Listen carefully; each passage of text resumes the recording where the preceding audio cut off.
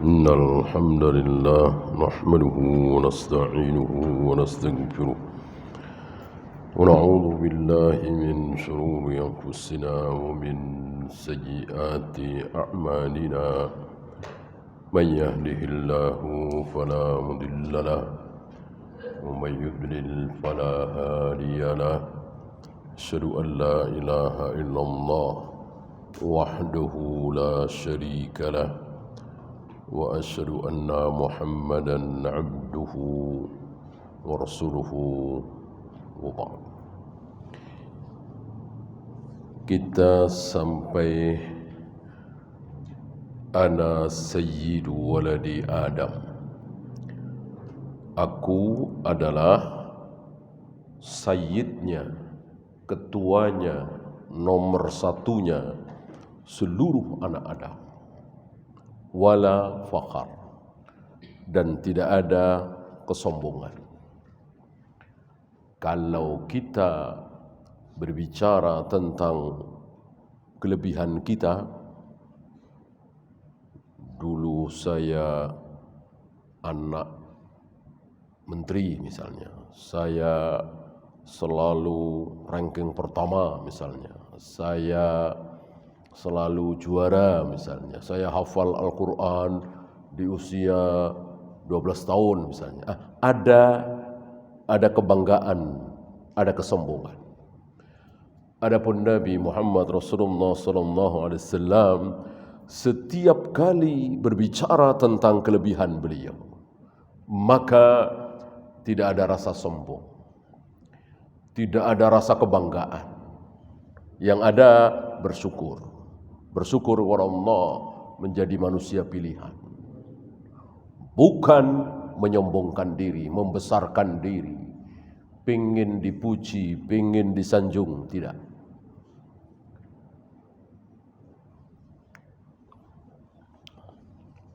Termasuk ini. Ya. Aku sayyidnya seluruh anak Adam. Anak Adam entah berapa miliar, berapa triliun jumlahnya, yang sudah mati, yang sekarang masih hidup, dan nanti akan lahir. Nomor satunya adalah beliau. Kayak apa itu mulianya. Ya. Dan tentang keutamaan beliau ini butuh berjilid-jilid kitab untuk menulisnya. Butuh waktu berhari-hari untuk menjelaskannya.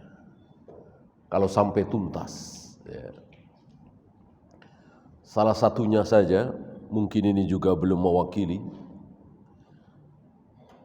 Doanya buruk. Doanya buruk. Isinya celaan, cacian. Tapi hasilnya baik. Saya kira enggak ada manusia seperti ini. Ya. Jadi saking mulianya beliau itu, kalau beliau mengatakan, ya Allah hancurkan dia, malah jadi bagus. Asal dia ini seorang muslim, sahabat. Ya. Jadi beliau memohon kepada Allah. Istilahnya ada perjanjian di situ. Ya. Dan permohonan beliau ini sudah dikabulkan oleh Allah. Ya Allah, aku ini manusia biasa, bukan malaikat. Manusia biasa tentu kadang marah, kecewa, keki. Nah, kalau sewaktu-waktu aku marah, aku kecewa, aku keki kepada seorang sahabat, tapi sahabat ya, muslim ya, bukan kepada Abu Jahal, Abu Lahab, bukan. Kepada Abu Bakar misalnya, Umar misalnya, Muawiyah misalnya, Ali bin Abi Thalib misalnya, lalu aku berdoa buruk untuk dia, lalu aku mencaci dia, lalu aku menjelek-jelekkan dia, maka apa? Rubahlah dengan kebaikan ya Allah. Dan doa Nabi ini sudah dikabulkan. Sudah dikabulkan. Oleh karena itu, barangkali antum masih ingat ketika Nabi minta tolong sama Ibnu Abbas. Wahai Ibnu Abbas, panggilkan Muawiyah. Ibnu Abbas pergi nyari Muawiyah, enggak lama datang lagi kepada Nabi alaihi salatu wasalam, "Ya Rasul, Muawiyah sedang makan." Muawiyah sedang makan. Kata Nabi, panggil, suruh kemari. Ibnu Abbas pergi lagi, enggak selang lama datang lagi kepada Nabi alaihi salatu wasalam dan mengatakan, "Ya Rasulullah, Muawiyah masih makan." Berarti makannya banyak ya. Kan mundar mandir ini bukan semenit 2 menit.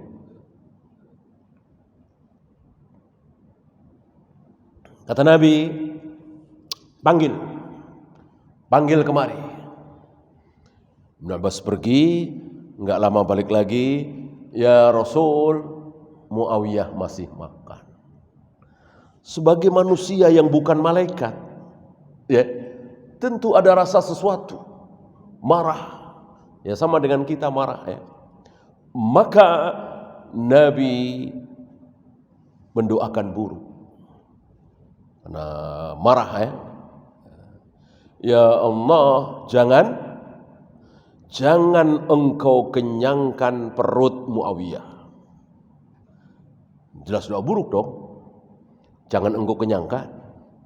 Tapi antum tahu Imam Nasai, Imam Tirmidzi, Abu Daud, ahli-ahli hadis, ketika membawakan hadis ini, judulnya apa? Babnya apa?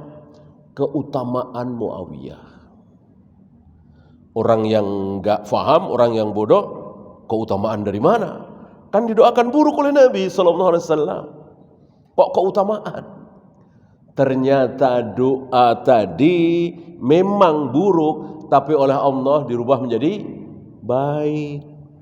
Kan tadi Nabi sudah bikin perjanjian dengan Allah, memohon kepada Allah, "Ya Allah, setiap kali aku mendoakan buruk, mencaci, memaki sahabatku, seorang muslim, gantilah, rubahlah menjadi kebaikan."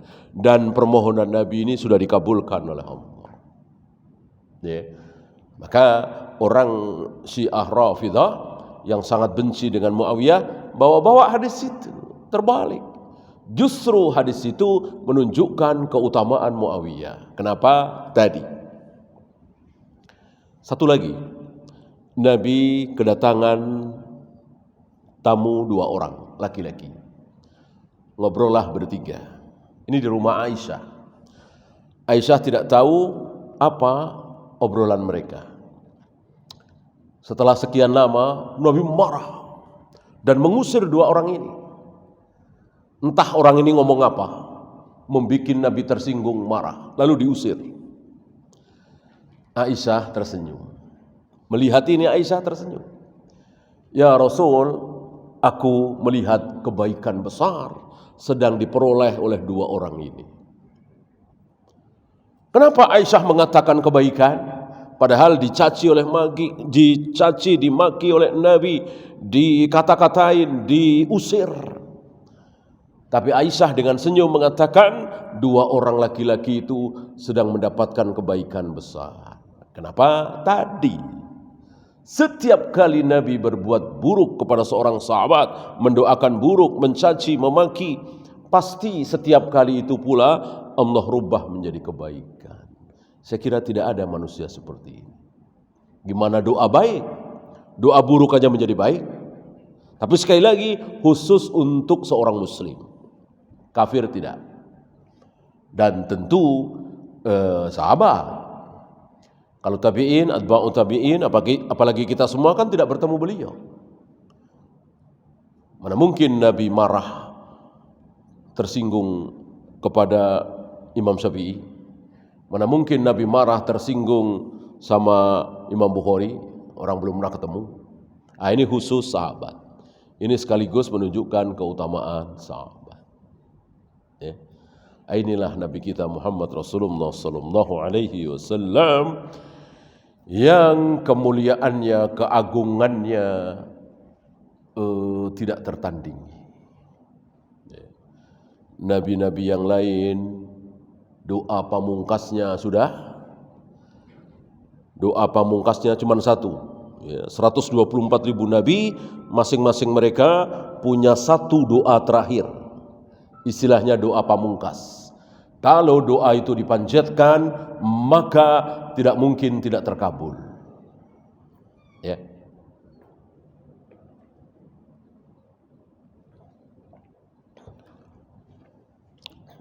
Seandainya ada seorang nabi memakai doa itu lalu berdoa, ya Allah, rubahlah gunung ini menjadi emas, terkabul. Terkabul, ya.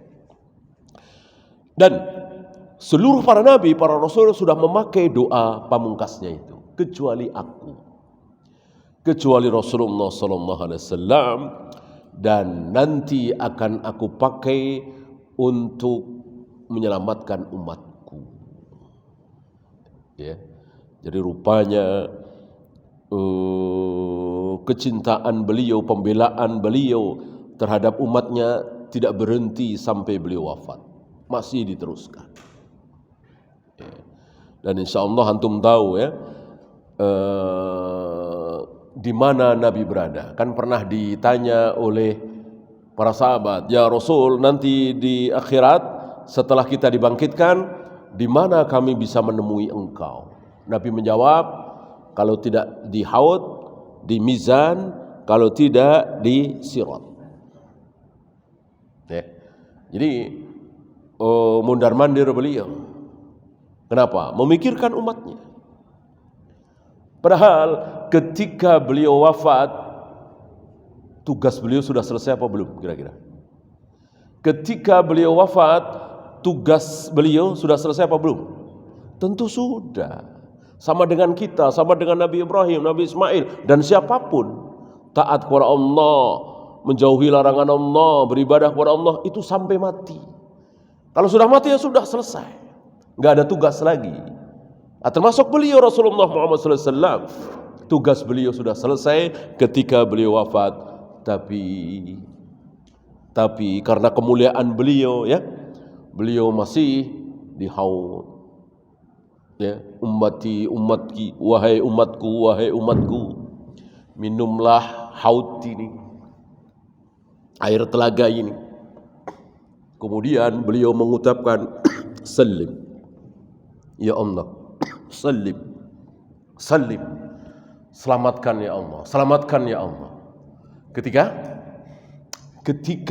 kita sebagai umat beliau melewati sirat. Allahumma sallim, Allahumma sallim. Ya. Begitu juga ketika amal-amal kita ditimbang. Beliau memohon kepada Allah, ya Allah beratkan amal kebaikan. Padahal kalau beliau mau masuk surga, bersenang-senang di dalam surga, enggak ada urusan. Memang sudah selesai tugas beliau. Tapi luar biasa. Ya. Saya kira tidak ada pemimpin seperti ini. Ya.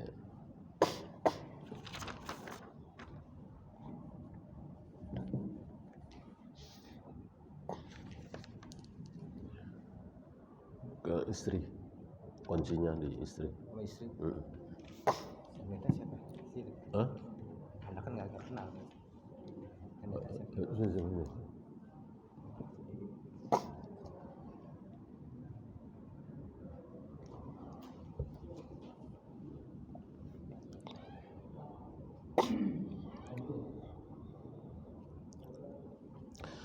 Ana sayyidu waladi Adam wala faqar.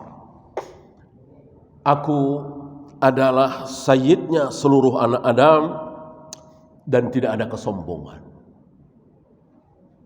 Yang ada beliau merendah. Dalam ucapan, dalam perbuatan beliau merendah. Aku makan sebagaimana cara makannya budak. Ya. Itu ucapan beliau Rasulullah sallallahu alaihi wasallam. Bahkan mungkin antum masih ingat bagaimana komentar beliau ketika mendengar Nabi Yusuf apa?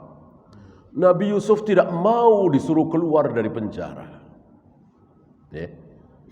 Setelah Al-Aziz butuh kepada Nabi Yusuf, maka Nabi Yusuf dipersilahkan keluar dari penjara. Nabi Yusuf nggak mau. Aku masuk penjara karena fitnah si wanita itu. Bereskan dulu. Tidak mau keluar. Apa komentar Nabi Muhammad Rasulullah SAW? Kalau aku yang jadi Nabi Yusuf, kalau aku yang di penjara, disuruh keluar dari penjara, tentu aku mau. Kan gak enak di penjara. Iya kan? Gak enak di penjara. Nabi Yusuf gak mau keluar, hebat. Kalau aku sudah keluar, gak kuat aku. Kira-kira begitu. Merendah beliau. Luar biasa. Padahal siapa yang lebih mulia, beliau apa Nabi Yusuf? Tentu beliau Muhammad Rasulullah SAW. Tapi begitulah orang soleh, begitulah orang baik. Tidak merasa lebih, tidak merasa soleh, tidak merasa lebih baik dari yang lain.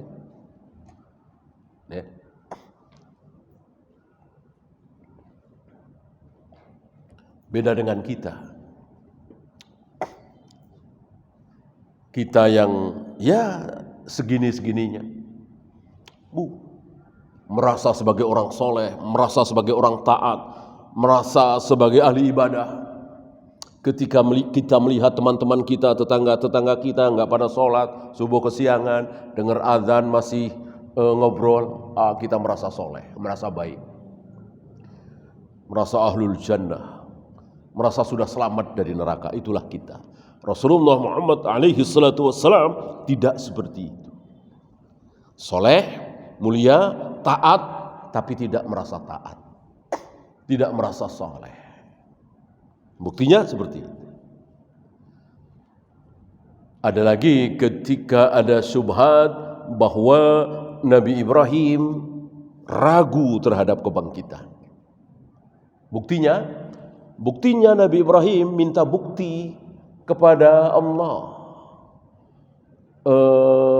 Minta ditunjukkan oleh Allah seperti apa kebangkitan itu. Maka Allah perintahkan kepada Nabi Ibrahim untuk mencari 4 ekor burung.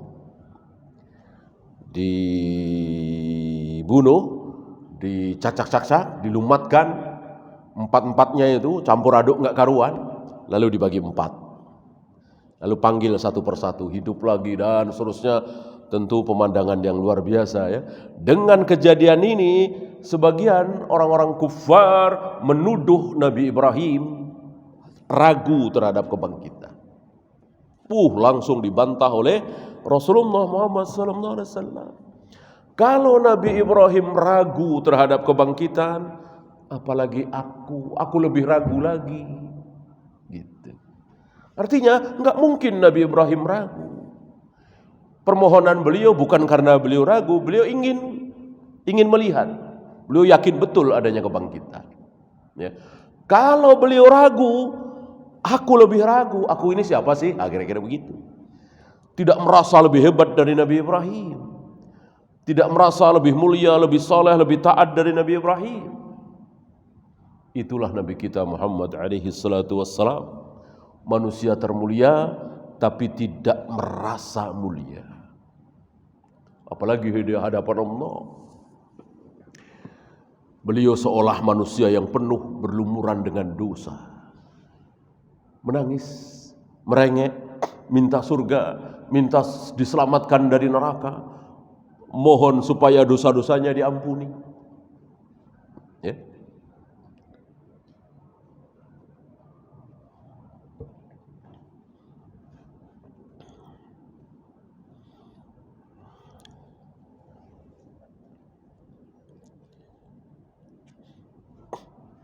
Kemudian setelah membahas manusia paling mulia, beliau membahas manusia paling mulia nomor 2. Siapa? Tadi? Iya, Nabi Ibrahim alaihi salatu wassalam, di mana beliau diberi ujian yang luar biasa dahsyat. Belum pernah ada dan tidak akan ada insya Allah manusia yang diuji seperti beliau. Apa? Disuruh menyembelih anaknya. Coba antum bayangkan ya. Bagaimana kita punya anak, dan waktu itu beliau punya anak berapa? Baru satu. Ishak belum lahir kan?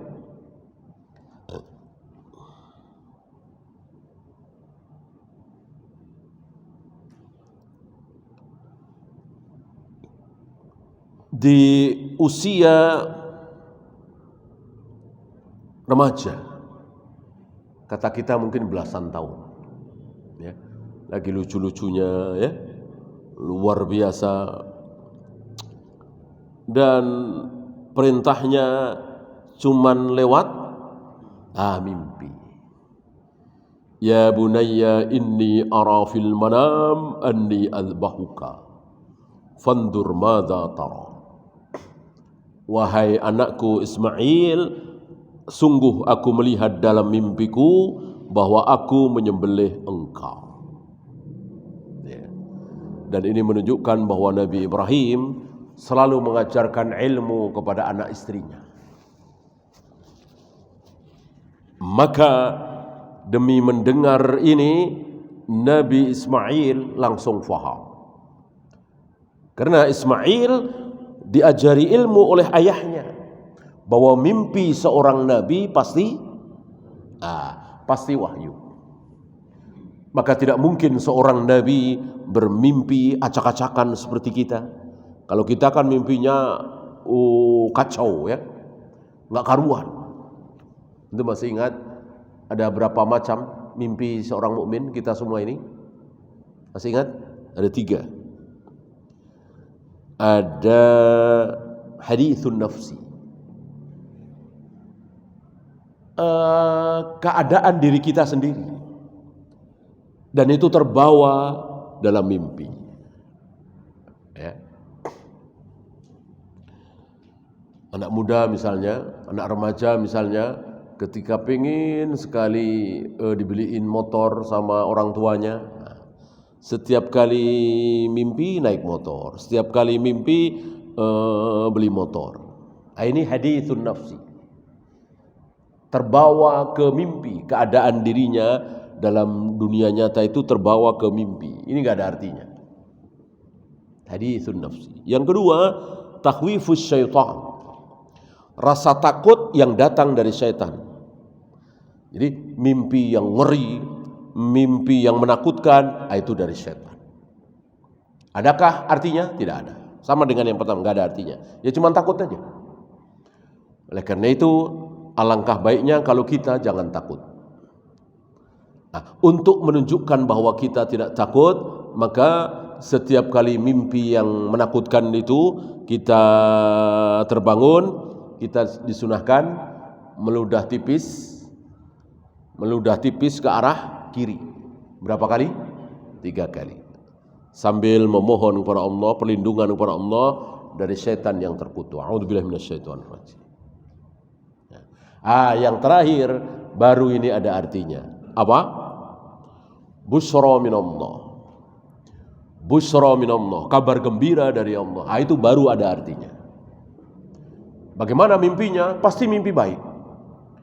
Enggak mungkin mimpi buruk. Ya, busyra minallah, kabar gembira dari Allah. Untuk busyra minallah ini boleh ditakwil, boleh ditakbir, boleh ditafsirkan. Ya. Dan tafsirnya harus baik. Tidak boleh tafsirnya tidak baik. Ya. Mimpi baik, tafsirnya harus baik. Kalau tafsirnya tidak baik, tolak, batil. Seperti sebagian kaum kita itu sering menafsirkan kalau mimpi nikah maka akan ada kematian, gitu. Misalnya kita mimpi nikah atau melihat pernikahan, kan baik kan? Nikah kan baik, sunnah Nabi alaihi salatu wassalam. Itu biasanya akan ada yang mati, entah ayahnya, entah ibunya, entah anaknya, entah suaminya, entah istrinya, entah kakaknya, entah adiknya. Apakah ini hak apa batil tafsir seperti ini? Batil. Karena nikah mimpi baik. Mati baik apa buruk? Mati baik apa buruk? Buruk. Makanya innalillahi wa inna ilaihi raji'un kan? Musibah kan? Matinya seorang muslim adalah musibah. Matinya, apalagi matinya muslim dibunuh, ya, terbunuhnya seorang muslim itu lebih dahsyat dari hancurnya Ka'bah kan gitu. Ya. Kalau Ka'bah sampai hancur itu dahsyat luar biasa. Kalau ada seorang muslim kok dibunuh lebih dahsyat lagi, gitu ya. Nah, mimpinya baik, nikah. Kok tafsirnya tidak baik? Enggak boleh diterima.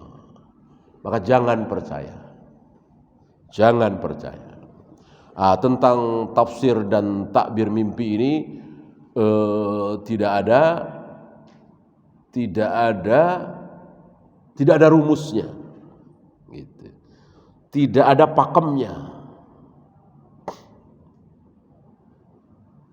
Allah dan Rasulnya tidak membuat rumus. Kalau mimpi ini nanti akan ini, mimpi ini enggak. Oleh karena itu, kadang mimpinya sama, tafsirnya beda. Mimpinya sama, tafsirnya beda. Ya. Pernah ada seorang alim ditanya oleh dua orang, yang satu ahlu taat, yang satu ahli maksiat. Pertanyaannya sama, mimpinya sama, tafsirnya beda. Dan dua-duanya kejadian. Atau sebaliknya, mimpinya beda, tafsirnya sama. Ya. Antara Imam Bukhari dengan Imam Syafi'i kalau tidak salah. Itu mimpinya beda. Yang satu bermimpi menggali kubur Nabi. Kubur Nabi digali. Yang satu bermimpi Nabi berjalan, belakangnya disapu. Nabi berjalan, belakangnya disapu. Nabi berjalan, belakangnya disapu. Kan beda, mimpinya beda jauh. Tafsirnya sama, ditafsirkan oleh gurunya masing-masing. Apa? Engkau kelak akan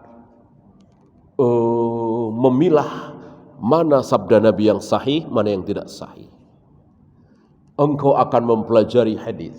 Engkau akan menjadi ahlul hadis. Dan betul, dua-duanya menjadi ahlul hadis, luar biasa. Antara Imam Syafi'i dengan Imam Bukhari. Dengan demikian, maka jangan takalluf. Kalau memang tidak tahu, jangan mikir. Ya, bilang aja saya nggak tahu.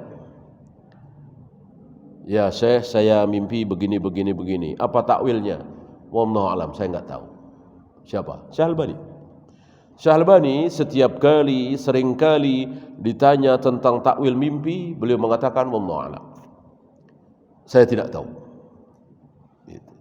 Dan beliau, salah satu ucapan beliau adalah, aku tidak mengetahui ilmu takbir mimpi. Ya. Sementara ulama-ulama lain tahu. Padahal sama-sama ulama, yang dipelajari sama Al-Quran dan Sunnah. Karena takwil mimpi terserah Allah. Ilmu itu mau diberikan ke siapa. Ya.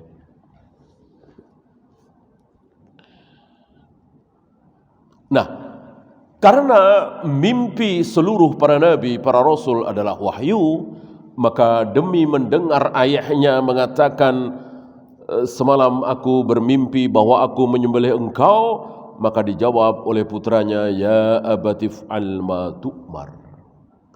Wahai ayah, lakukan apa yang Allah perintahkan kepada engkau. Satajiduni insyaallahu minas sabirin. Insyaallah aku akan sabar. Dengan kalimat insyaallah. Inilah orang saleh. Ya. Kalimat yang keluar adalah insyaallah. Tidak memastikan. Ya. Dan luar biasa. Saya kira tidak ada dialog seperti ini di muka bumi, enggak ada. Kecuali beliau berdua. Ya. Wahai anak, terpaksa aku harus menyembelih engkau, ini perintah Tuhan. Enggak ada. Enggak ada dialog seperti ini kecuali Ibrahim dan Ismail alaihi wassalatu wassalam. Ya. Dan jelas Ismail ya, bukan Ishak. Jika para pendeta, para pastor mengatakan yang disembelih adalah Ishak, ini batil. Yang benar, yang rajih adalah Ismail, bukan Ishak. Ishak sepertinya belum lahir.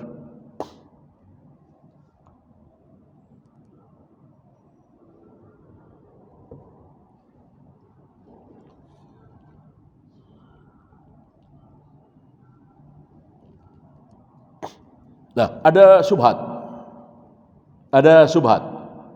yang beredar di negeri kita ini, saya pernah mendengarkan. Jadi katanya penyembelihan itu terjadi di hari ketiga, yaitu Yaumun Nahar. Padahal mimpinya 3 hari yang lalu.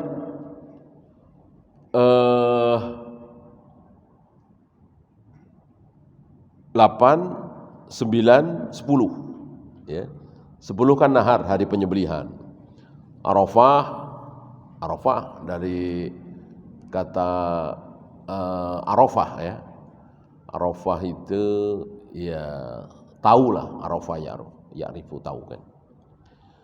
Tanggal 8-nya Tarwiyah. Ya.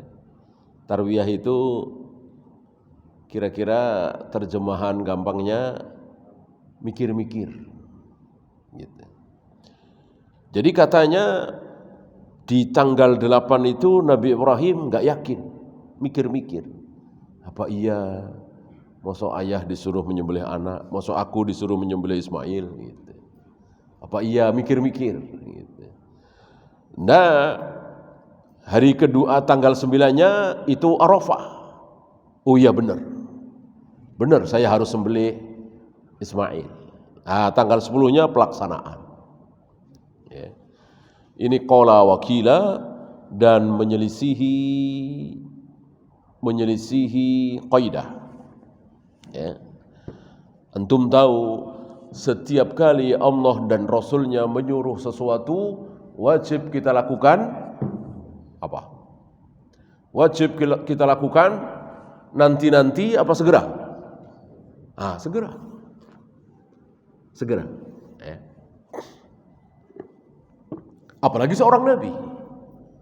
Nabi Ibrahim, manusia termulia di muka bumi ini nomor 2. Tidak mungkin beliau menunda-nunda ketaatan kepada Allah. Adapun tanggal 8 itu hari Tarwiyah, betul. Tanggal 9 itu hari Arafah, betul. Tanggal 10 itu hari Nahar atau Idul Adha, betul. Tanggal 11, 12, 13 hari Tasyrik. Maka mestinya Idul Adha lebih besar dari Idul Fitri apa lebih kecil? Lebih besar. Wajib makan-makannya adalah berapa? 4 hari. Ya, 4 hari ini haram berpuasa, wajib makan, wajib minum. Ya, berpakaian yang bagus. 4 hari. 10, 11, 12, 13. Adapun Idul Fitri cuman sehari. Idul Fitri makannya wajib makan, haram berpuasa cuman sehari. Setelah itu ya kembali seperti hari biasa. Tanggal 2 Syawal. Ya. Yang besar justru Idul Adha. Maka beberapa pesantren sunnah, sekolah-sekolah sunnah mengamalkan ini. Idul Adha liburkan anak-anak sampai tanggal 13. Dari tanggal 10 atau dari tanggal 9 ya. Karena ini memang lebih besar dari Idul Fitri.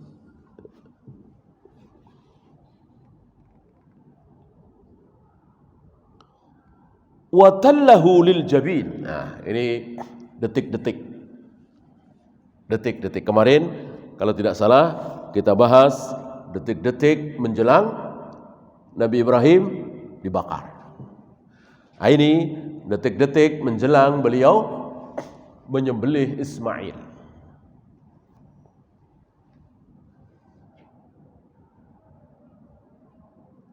Ismail tidak disuruh telentang. Nabi Ibrahim khawatir. Apa? Hatinya, mengkhawatirkan hatinya. Itu sekali lagi orang soleh seperti ini. Walaupun siap mentaati perintah Allah, menyembelih anaknya, bismillah, sudah siapkan golok, tapi tetap hati dijaga. Jangan sampai setan masuk, iblis menipu. Maka Ismail tidak disuruh telentang, tapi tengkurap atau miring, tidak terlihat wajahnya. Nabi Ibrahim khawatir, tidak tega. Detik-detik aku sembelih, aku tempelkan golokku, pisauku di leher Ismail, aku lihat wajah Ismail, bagaimana? Anak satu-satunya. Dan antum tahu sendiri, para nabi, para rasul, tidak ada yang bermuka jelek. Para nabi, para rasul, selain akhlaknya, akidahnya, tauhidnya bagus, wajahnya juga rupawan. Bukan cuma Nabi Yusuf, seluruh para nabi, para rasul rupawan, tampan. Ya. Apalagi umur belasan, kayak apalagi anaknya. Nah, khawatir tidak tega lalu dibatalkan, maka jangan sampai terlihat wajah Ismail. Ya, tidak terlentang.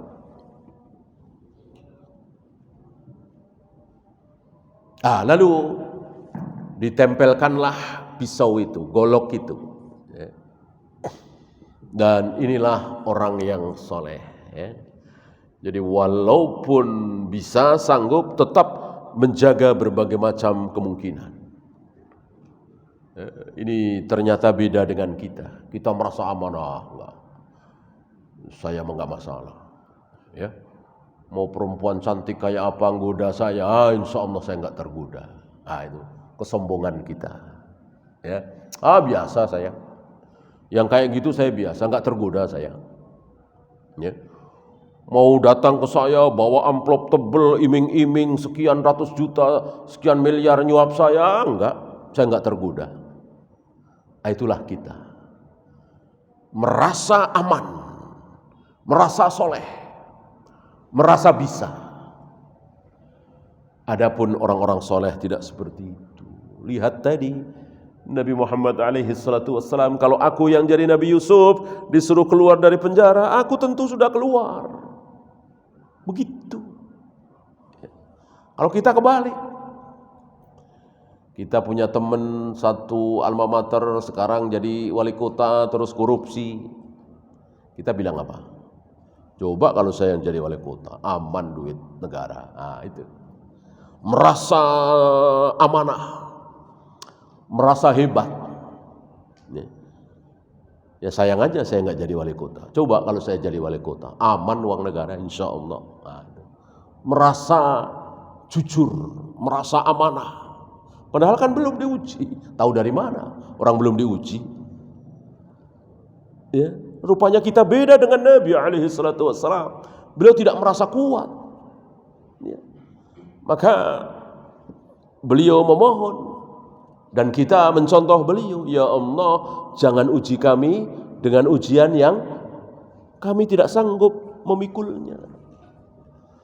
Karena Allah seringkali menguji kita dengan ujian yang kami tidak sanggup. Yang kita tidak mampu memikul ujian itu. Sering sekali. Saya kira antum pernah. Antum pernah diuji oleh Allah dengan pembeli, antum berdagang misalnya ya, pembeli beli banyak, gitu. Lalu pembeli ini, ya saya mau beli banyak nih ya. Tapi ini ya, ini dari Jepang ya, bukan dari Cina ya. Padahal kita tahu persis dari Cina. Lalu kita ya doang tuh. Tapi benar ini dari Jepang ya, bukan dari Cina. Ya doang. Kita nggak tahan uji. Ya. Kalau kita tahan uji, kita enggak, ini dari Cina, bukan dari Jepang. Ya, nggak jadi beli, ya bagian dari takdir. Ya. Wallahu. Ya silakan. Adzan dulu. Wassallallahu ala Muhammadin sallallahu alaihi wasallam wa akhiru da'wana alhamdulillahi rabbil alamin.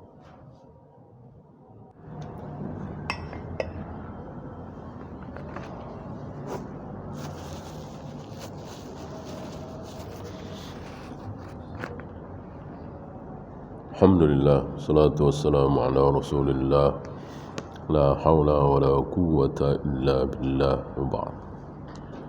Ada pertanyaan? Dalam hadis tadi, apakah Ibnu Abbas sudah memanggil Muawiyah dan Muawiyah mengatakan apa? Tidak ada riwayat seperti itu. Apakah Ibnu Abbas sudah menyampaikan kepada Muawiyah? Ya pasti. Pasti ya. Pasti. Kenapa Muawiyah tidak segera menghadap pada Nabi sallallahu alaihi wasallam? Manusia. Dia jelas ini salah. Ya, apakah sahabat itu punya kesalahan? Ya banyak. Sahabat ini manusia paling mulia di muka bumi, dijamin ridho, dijamin ampun, dijamin surga. Tapi mereka manusia. Adakah salahnya? Ya ada. Nggak ada yang nggak pernah salah. Bahkan Nabi pun ada kan. Nah, cuman kan langsung ditegur oleh Allah, diluruskan dengan turunnya wahyu. Adapun para sahabat salah ya banyak. Apakah manusia mentang-mentang mulia, dijamin surga, dijamin ampun, dijamin ridho, lalu tidak pernah salah? Ya pasti pernah. Tapi jangan lupa kesalahan Muawiyah, kesalahan para sahabat sudah diampuni oleh Allah. Walaupun besar kayak apa ya, Hatib bin Abi Balto'ah kan kesalahannya luar biasa. Bayangkan membocorkan rahasia Nabi mau menyerang Mekah, mengirimkan pasukan ke Mekah. Dibocorkan ke kafir Quraisy, kan fatal sekali. Seorang sahabat. Kan Umar mengatakan, ya Rasul, apakah engkau izinkan aku penggal lehernya, bunuh? Nah, Nabi mengatakan jangan, dia ikut perang Badar, diampuni dosanya. Sebesar apapun dosa, kalau sudah diampuni oleh Allah, selesai. Walaupun enggak terlalu besar, ya, tapi tidak diampuni oleh Allah, ya tidak selesai, ya disiksa. Kan gitu. Maka yang paling penting di akhir hidup kita adalah diampuni. Jangan mengatakan saya sholat baru sedikit, saya puasa baru sedikit, jangan dimatikan dulu. Enggak. Mati terserah Allah dan tidak bisa maju, tidak bisa mundur kan? Enggak apa-apa, mau kapanpun. Yang penting ketika mati, dosa-dosa kita sudah diampuni oleh Allah. Saat sholat wajib, diwajibkan baca doa iftitah, apakah berlaku juga untuk sholat sunat? Untuk membedakan antara sholat wajib dengan sholat sunat harus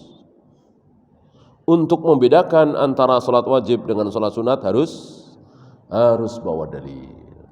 Ketika tidak ada dalil, maka seluruh sholat sunat dengan sholat wajib sama. Ya. Ada iftitah, ada al-fatihah, baca surat pendek dan ini tidak wajib, rukuknya baca ini, sujudnya baca ini, kan sama semua. Nah, kalau beda harus ada dalil. Salat mayat misalnya, gitu ya. Salat istisqa misalnya agak beda ya. Salat gerhana agak beda.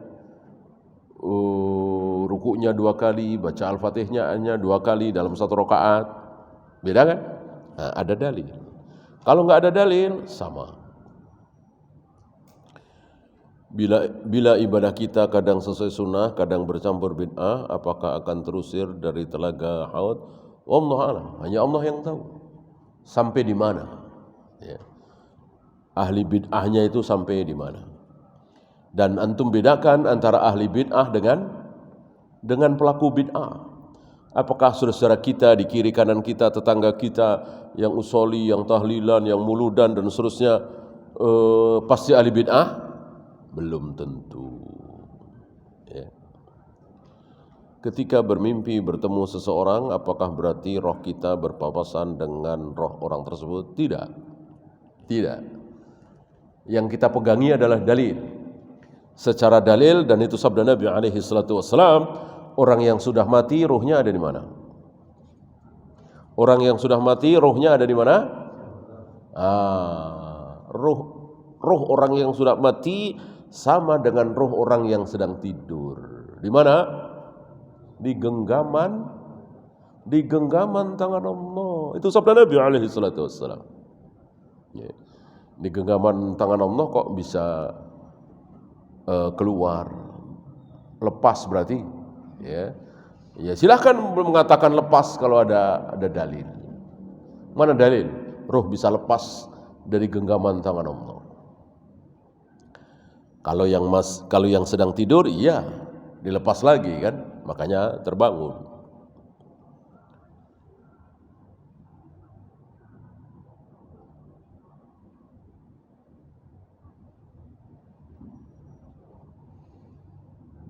Bagaimana kakak dan adik sikapnya terhadap ibu? Rebutan, mestinya rebutan, ya, nyuapin rebutan, menyantuni rebutan, gitu, berebut pahala. Ya rebutannya jangan kayak anak kecil, ya. Ya artinya ketika ibu butuh bantuan, ya saya aja bu, saya ada waktu insya Allah. Padahal kita bela-belain. Mungkin kita bela-belain ambil cuti. Karena memang bukan hari libur. Wajib kerja kan, sudah perjanjian tanda tangan. Nah, kecuali cuti. Ya bu, insya Allah ada waktu. Padahal dibela-belain cuti. Ya, seperti itu anak mestinya. Antara kakak dengan adik itu berebut pahala. Jangan saling ogah-ogahan. Jangan seperti orang-orang kafir. Itu sifat orang kafir. Bikin panti jompo. Itu bikinan orang kafir itu.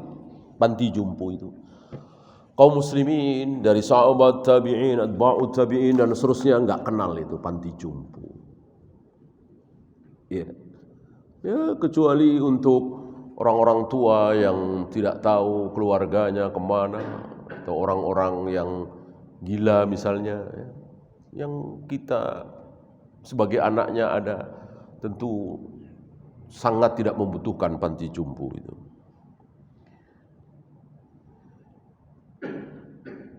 Apakah ada sunahnya ketika ingin azan Jumat membaca surat Al-Ahzab yang sering kita dengarkan di masjid? Tidak ada. Tidak ada. Tidak ada ucapan apapun bagi muadzin sebelum azan dan setelah azan. Allahumma rabb hadhihi ad-da'wati tammah was-salatil qa'imah. Itu khusus untuk yang mendengar. Ya. Barang siapa yang mendengar azan kemudian membaca itu, kalimatnya jelas, khusus yang mendengar. Maka tidak disunahkan bagi muadzin membaca doa Allahumma rabb hadhihi ad-da'wati tammah was-salatil qa'imah. Ada tokoh dari Yaman yang mengatakan, aku ke Indonesia atas perintah dari Rasulullah SAW.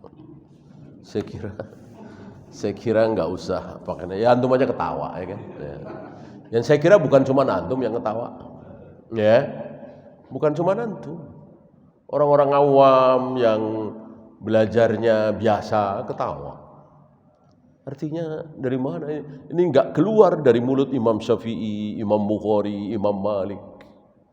Dapat perintah langsung dari Nabi SAW. Ini memalukan sekali. Ya. Justru ucapan itu mestinya membuat para pengikutnya sadar, ya, bahwa yang kita ikuti ini ternyata enggak waras, pembohong. Mestinya begitu. Oh, malah mangkinan. Masya Allah. Oh. Diam. Rasul datang nih. Ini gila ini. Ya, nggak waras ini. Nggak ada satupun ulama yang ngomong seperti itu. Apa dia merasa lebih hebat dari Imam Syafi'i, Imam Bukhari, Imam Malik? Imam-imam itu nggak ada yang mengatakan seperti itu. Rasul sudah wafat.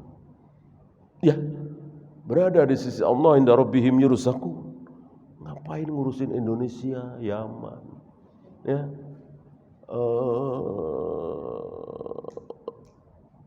Gak ada satupun dalil seperti itu. Nah, dan itulah sadar kita betapa syubhat itu luar biasa. Betapa syubhat itu sudah menutup mata, menutup hati. Bukannya sadar, bukannya taubat, malah menjadi-jadi. Ya. Wallahu. Ya. Saya mau nanya tentang Makan. Ya. Itu saya tahu tuh bahwa kita kalau makan itu begitu azan itu kita uzur boleh nggak ikut salat jamaah ini. Ya. Nah, saya tuh baru tahu kalau ternyata Muawiyah itu ketika sedang makan pada Rasul nggak datang sendiri. Artinya nggak mungkin Muawiyah itu nggak tahu kalau yang manggil Rasul masa nggak datang. Berarti ada sesuatu kalau kita makan itu pasti apa sih ada itu harus habis itu berat. Enggak, yang ini kan sholat ya, jangan dilarikan kemana-mana. Kalau sholat, Allah yang melepaskan haknya itu. Allah sendiri yang mengatakan, engkau lagi makan, jangankan lagi makan, makanan sudah terhidang. Ya, belum makan nih, tapi sudah terhidang di depan kita. Nah, terdengar azan atau bahkan qomat, udah makan. Ya, terhidang di depan kita ya.